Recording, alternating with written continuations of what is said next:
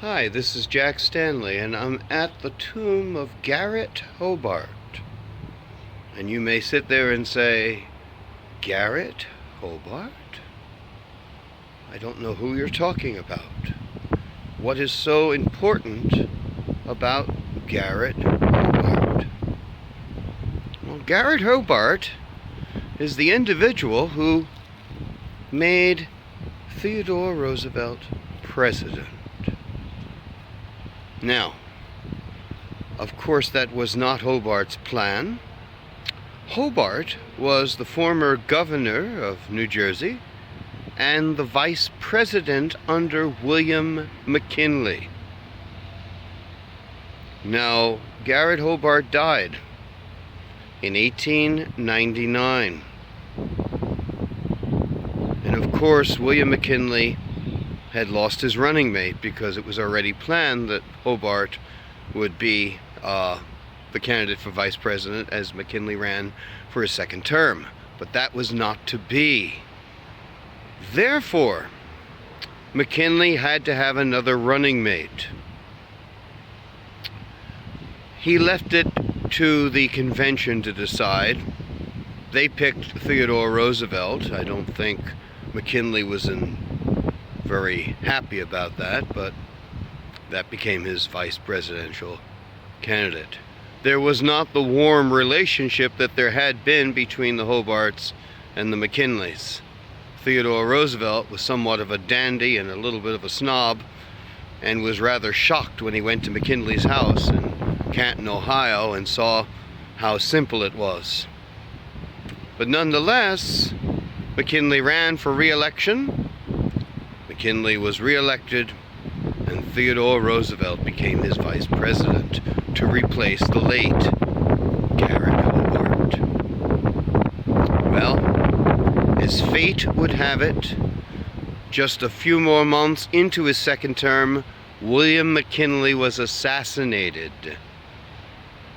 and Theodore Roosevelt would become the 26th President of the United States.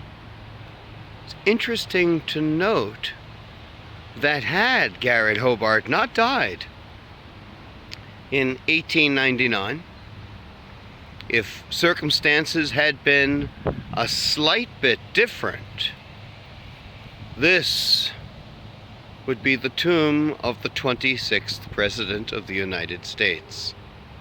But unfortunately, Garrett Hobart died 2 years before McKinley. So today, most people don't know who Garrett Hobart is. But I guess in many respects, Theodore Roosevelt probably thanked his lucky stars that Garrett Hobart, of course, passed away and he got the chance to become vice president. Of course, Roosevelt didn't want the office of vice president. He was put in that office basically to get rid of him. But of course, Senator Mark Hanna, who's a great supporter of McKinley, said, "Do you realize what you're doing? You've put the presidency one heartbeat away from that damn cowboy." Well, the rest is history.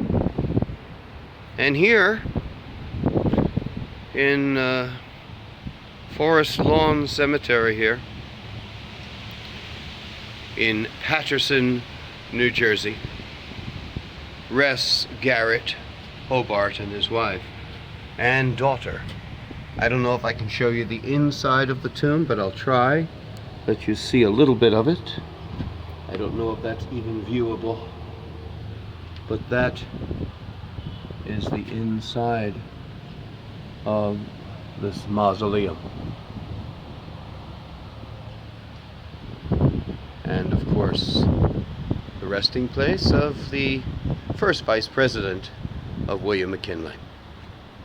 This, you might say, is the rest of the story, because you don't hear about Garrett Hobart very often, but you always hear about Theodore Roosevelt, but you never hear why the vice presidency was made available to Theodore Roosevelt. It was because of the death of Garrett Hobart.